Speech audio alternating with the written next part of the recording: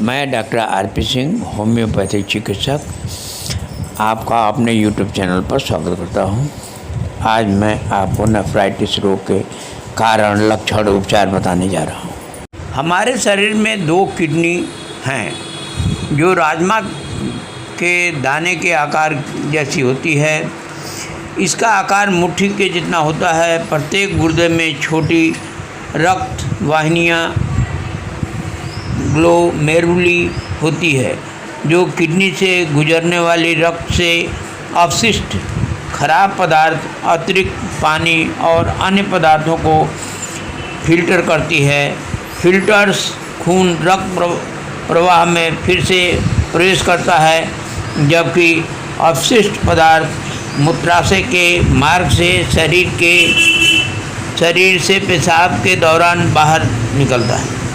जब किडनी अच्छी तरह से कार्य करती है तो शरीर के सभी अंगों को लगातार पर्याप्त मात्रा में खून व ऑक्सीजन प्राप्त होता रहता है।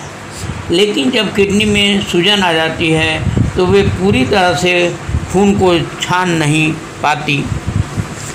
तीव्र ग्लोमेरुलोनेफ्राइटिस एक गंभीर संक्रमण के बाद अचानक विकसित हो सकता है, जैसे स्ट्रेप, ग्ले, हेपेटाइटिस या HIV।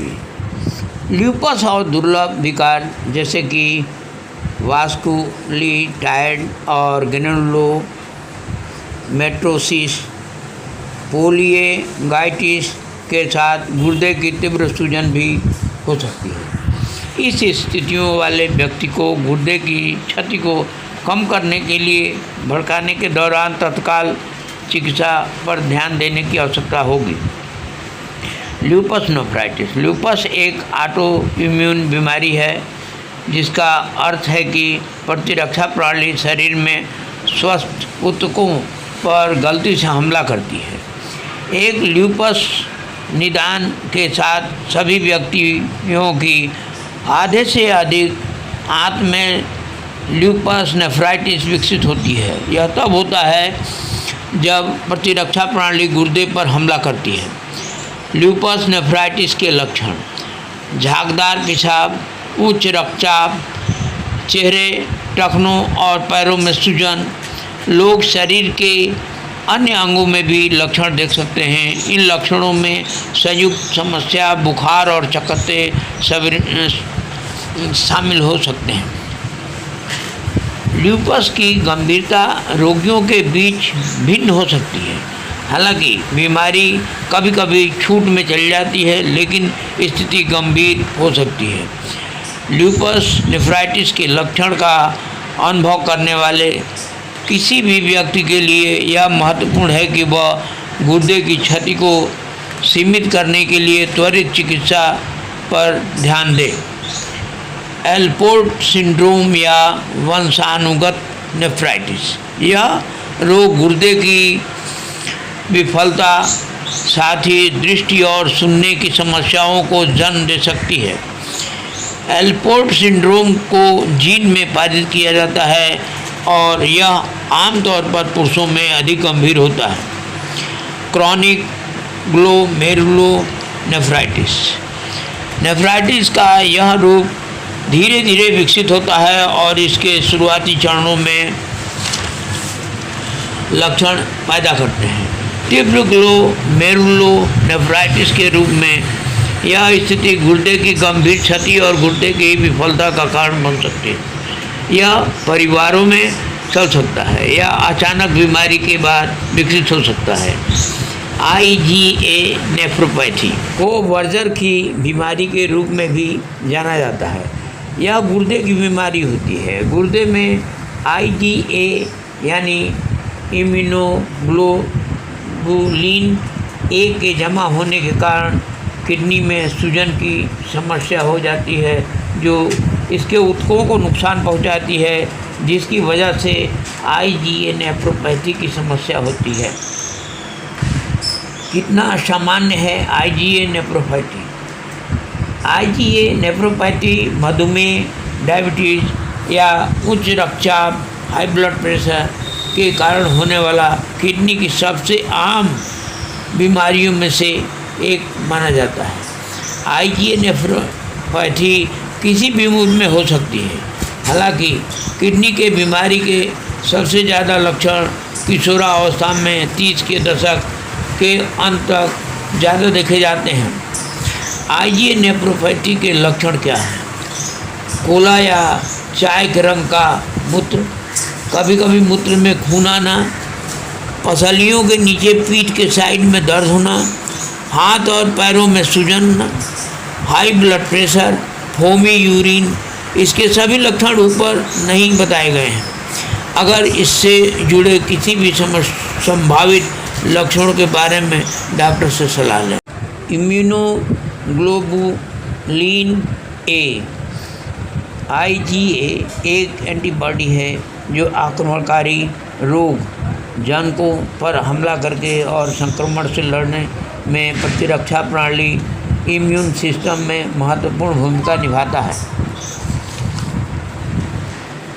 लेकिन आईजीए नेफ्रोपैथी की स्थिति में यह एंटीबॉडी ग्लोमेरुली में इकट्ठा होता है, जिससे सूजन होता है और धीरे धीरे उनकी फिल्टरी क्षमता प्रभावित होने लगती है। न्यूरोपैथी वाले लोगों में दोषपूर्ण आईजीए एंटीबॉडी होते हैं।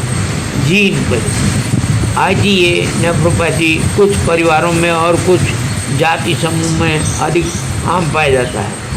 लीवर की बीमारी, सिरोसिस, पुरानी हेपेटाइटिस सी और संक्रमण, सीलिएक रोग, लस्ट, खान ज़्यादातर अनाज में पाए जाने वाला ग्लूटेन मुक्त भोजन का से छोटी आंत की परतों की क्षति के रूप में दिखाई देती है, जो एक प्रकार की प्रोटीन इस पाचन स्थिति को ट्रिगर करता है। संक्रमण, इनमें एचआईवी और जीवाणु संक्रमण शामिल हैं।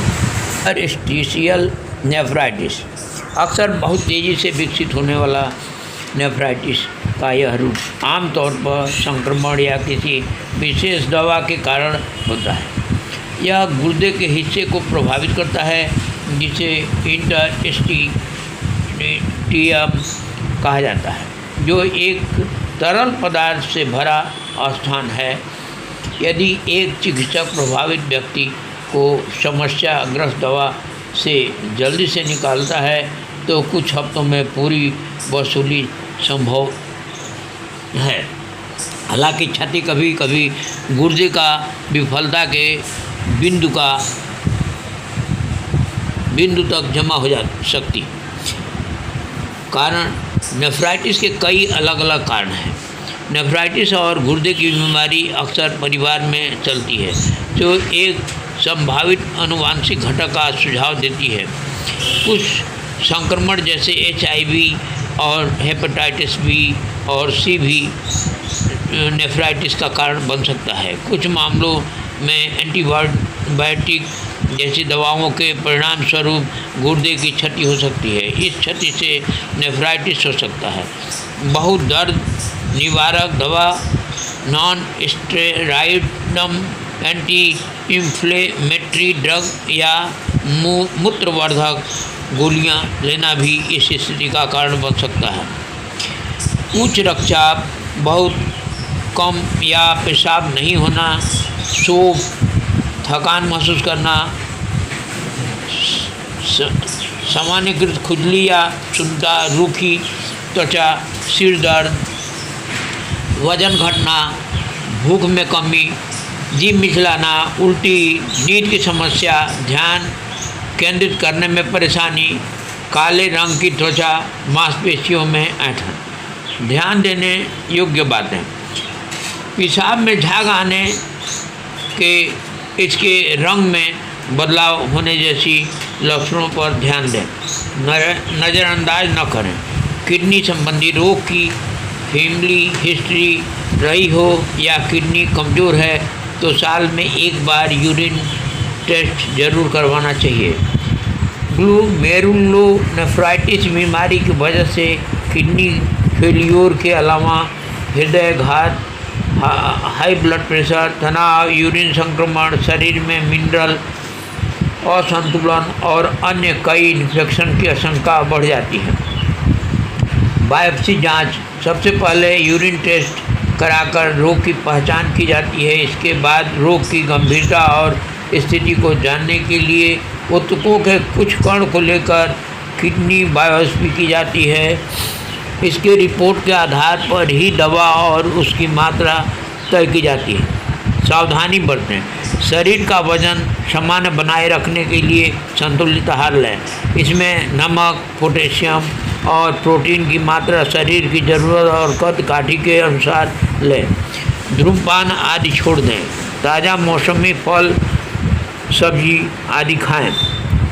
होम्योपैथिक उपचार, होम्योपैथिक की दवा का किडनी अथवा शरीर के किसी भी हिस्से पर कुप्रभाव नहीं डालता है, इसलिए रोगी के मानसिक व शारीरिक लक्षण के आधार पर दवा दी जाती है। पहला, एपिस मेलिफिका, पूरे शरीर में सूजन रहती है, खासकर चेहरे और आंखों पर सूजन रहती है। पेशाब में रुकावट होती है, जिससे बार बार पेशाब जाने की चाह रहती है, परंतु पेशाब कम मात्रा में आता है। प्यास नहीं लगती है, पसीना नहीं आता है, पेशाब में जलन होती है, पेशाब में एल्बुमिन की मात्रा बढ़ जाती है, मरीज को गर्मी सहन नहीं होती, कभी कभी पेशाब बिल्कुल बंद हो जाती है, सिर, कमर और हाथ पैरों में दर्द होता है, पेशाब में झाग और बदबू आती है।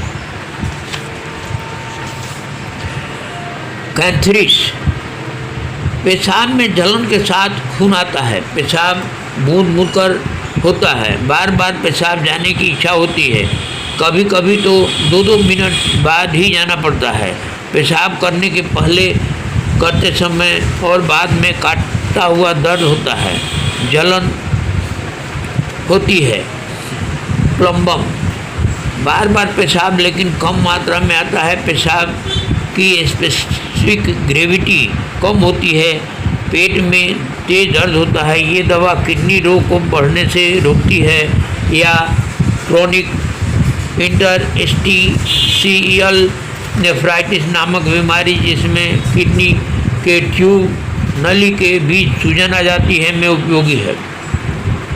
बल्बेरिस वल्गेरिस, पेशाब करने में जलन होती है, पेशाब करने के बाद ऐसा लगता है मानो अभी कुछ पेशाब ब्लैडर में ही रह गया है, पथरी का भयंकर दर्द होता है, पेशाब में यूरिक एसिड की मात्रा बढ़ जाती है, पेशाब में पस, सेल और म्यूकस पाया जाता है, पेशाब करते समय जांघों में दर्द होता है और दर्द पीठ से लेकर आगे पेट तक आता है। एपोसाइनम, प्यास बहुत ज़्यादा लगती है, पेशाब कम आता है, जिससे पूरे शरीर में सूजन रहती है, बेचैनी रहती है, बहुत ज़्यादा उल्टी होती है। टेरीविंट, पेशाब में मीठी सी गंध आती है, पेशाब बूंद बूंद आता है, जिसमें खून आता है और जलन होती है। ये ब्राइट डिजीज, नेफ्राइटिस, एल्बुमिनूरिया आदि किडनी के सभी रोगों में बहुत उपयोगी है। पीठ में किडनी की जगह धीमे धीमे दर्द होती है, चलने फिरने से तकलीफ कम होती है, हरे रंग का धुआं छोड़ने वाला पेशाब आता है। ये किडनी रोग के प्रथम स्टेज में उपयोगी है। कोपेवा, यह खासकर महिलाओं की किडनी या पेशाब की समस्या के लिए उपयोगी है। पेशाब करने समय जलन होती है, बूंद बूंद कर पेशाब आता है, पेशाब करने की लगातार इच्छा होती है, परंतु पेशाब नहीं आता है, बदबूदार पेशाब आता है।